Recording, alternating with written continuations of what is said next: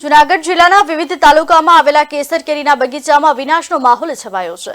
ખેતરોમાં એક સમયે સુગંધિત સપનાઓ જેમ ખીલેલા આંબા વૃક્ષો હવે જમીન પર પથરાયેલી કેરીઓની ભીડ વચ્ચે વિલાપ કરતા ખેડૂતોના અવાજોથી ગૂંજી ઉઠ્યા છે। કેરીના પાક માટે આપ નેતા પ્રવીણ રામે વિશેષમાં રજૂઆત કરતા કહ્યું, આ વર્ષે સૌથી વધારે નુકસાની કેરીના પાકને થઈ છે। માવઠા પહેલા પણ વાતાવરણને કારણે આ વર્ષે કેરીનો પાક 70 થી 80% નિષ્ફળ ગયો। એમાં પણ માવઠું આવવાને કારણે 20% માલ હતો એ પણ નિષ્ફળ જતા ગીરના ખેડૂતોની પરિસ્થિતિ દયનીય બની છે।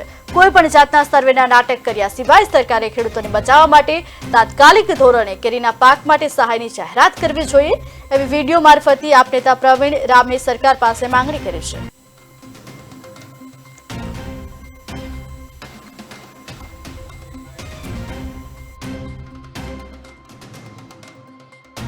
જય જવાન જય કિસાન।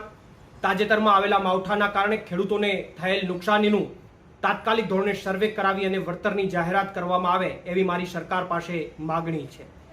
અને સાથે સાથે મારી મુખ્ય માગણી અને મુખ્ય રજૂઆત એ છે કે આ માવઠાના કારણે સૌથી વધારે નુકસાન કેરીના પાકને થયું છે। અને આમ પણ માવઠા પહેલા પણ વાતાવરણના કારણે લગભગ 75 થી 80% કેરીનો પાક આ વર્ષે ફેલ થયો છે।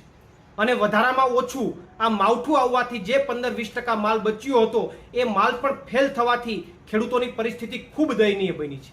કારણ કે આ કેરીનો પાક છે વાર્ષિક છે, આ વર્ષે સદંતર ફેલ જવાથી હવે વર્ષ સુધી ખેડૂતોને એમાં કંઈ મળવાનું નથી। ત્યારે મારી સરકાર પાસે માગણી છે, જય જવાન જય